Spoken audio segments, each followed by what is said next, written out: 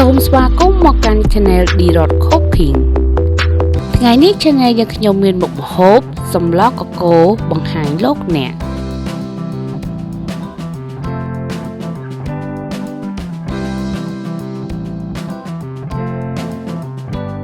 គ្រឿងផ្សំមានសាច់ជ្រូក3ជាន់ត្រីអណ្ដែងគល់ក្រៃល្មៀតម្ដេងខ្ទឹមសស្លឹកក្រូចស្ករសអំបិលប៊ីចេងប្រហុកនិងអង្ករលីងចំពោះបន្លែវិញមានផ្កាល្ហុងសណ្តែកគួរខ្នុរល្ហុង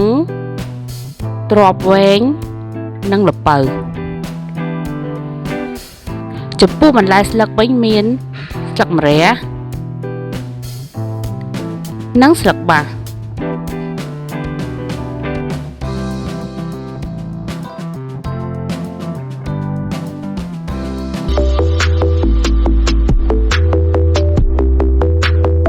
ដំបូងយើងធ្វើការហាន់គល់ក្រៃល្មៀតម្ដេងស្លឹកក្រូចសើចនិងខ្ទឹមសបុកចូលគ្នាឲ្យម៉ដ្ឋបន្ទាប់មកយើងរៀបចំគ្រឿងផ្សំរបស់យើងឲ្យរួចរាល់ចាមានគ្រឿងបុកសាច់ជ្រូកត្រីប្រហុកយើងច្រោះឲ្យម៉ដ្ឋស្ករសអំបិលប៊ីចេងគ្រឿងបន្លែកកូរនិងអង្ករលីងចាផ្នែកបន្លែវិញមានផ្កាល្ហុងស្លឹកម្រះនិងស្លឹកបាសនិងចុងក្រោយគេគឺប្រេងឆា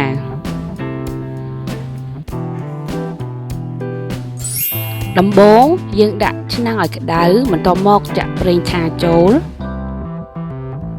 បន្ទាប់ពីប្រេងឆាក្តៅហើយយើងចាប់ផ្ដើមចាក់គ្រឿងបុកចូលបន្តមកទៀតចាក់ប្រហុកចិញ្ច្រាំចូលបន្តមកទៀតដាក់ស្ករសអំបិលប៊ីចេងចូលយើងធ្វើការកូរគ្រឿងទាំងអស់ឲ្យសព្វចូលគ្នា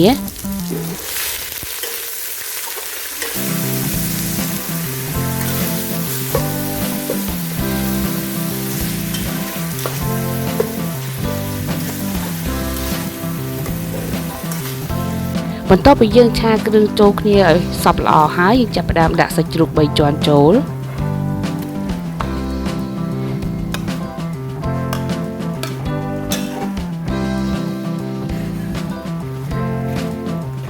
យើងធ្វើការឆាសាច់ជ្រូក3ជាន់ជាមួយនឹងគ្រឿងរបស់យើងឲ្យចូលជាតិគ្នាបានល្អ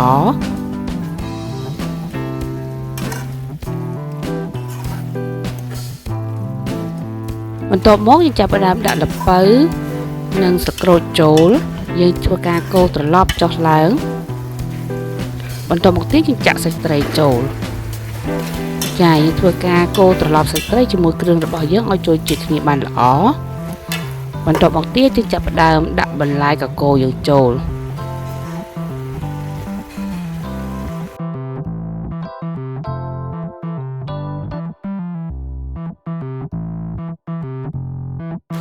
ពេលយើងដាក់បន្លែចូលរួចហើយយើងចាប់ផ្ដើមធ្វើការកូរបន្លែរបស់យើងនឹងគ្រឿងឲ្យចូលជាតិគ្នាបានល្អ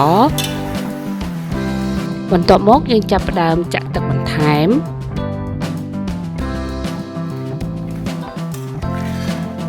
រួចហើយយើងចាក់ផ្កាល្ហុងចូលចាចំពោះផ្កាល្ហុងនេះដែរពេលយើងស្លទៅមានរសជាតិល្វីងតិចតិចទេបងប្អូនបន្ទាប់មកពេលទឹកពុះបន្តិចហើយយើងចាប់ផ្ដើមបន្ថែមគ្រឿងបន្តមានស្ករសអំបិលប៊ីចេងដើម្បីឲ្យមានរសជាតិកាន់តែឆ្ងាញ់ចាយើងធ្វើការស្ងោរបន្លែរបស់យើងឲ្យឆ្អិនបានល្អបន្ទាប់មកយើងដាក់អង្ករលីងចូលខ្ញុំប្រើអង្ករលីងពីកញ្ចប់តូចចាពេលយើងដាក់អង្ករលីងចូលរួចរាល់ហើយយើងធ្វើការកូរឲ្យអង្ករលីងហ្នឹងបានចូលសព្វល្អក្នុងសម្លរបស់យើងចាពេលអង្ករលីងរីកបានបន្តិចចាទើបយើងដាក់បន្លែតាមក្រោយពេលនេះអង្ករលីងបានរីកហើយបន្ទាប់មកយើងចាប់ផ្ដើមដាក់ស្លឹកបាសចូល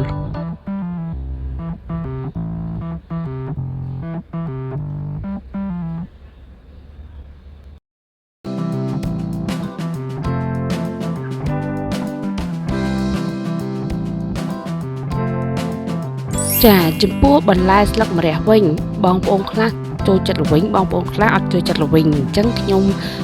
ដាក់ក្នុងចានមួយផ្សេងគ្នាបន្ទាប់មកដួសសម្លដែលឆ្អិនហើយដាក់ចូលទៅក្នុងចានដែលមានស្លឹកម្រះស្រាប់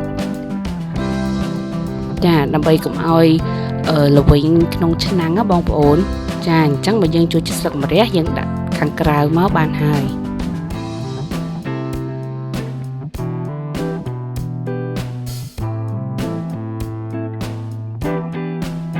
ចាចំពោះសម្លកកូរនេះដែរមានរសជាតិល្វីងតិចៗពីផ្កាល្ហុងនិងស្លឹកម្រះចានេះគឺជាសម្លដែលគ្រួសារនេះខ្ញុំចូលចិត្តជាងគេមុខម្ហូបសម្លកកូរបានឆ្អិនរួចរាល់មុខម្ហូបនេះដែរយើងញ៉ាំជាមួយនឹងទឹកត្រីម្ទេសសូមចុច Subscribe និងសញ្ញារូបកណ្ដឹងដើម្បីទទួលបានវីដេអូថ្មីៗ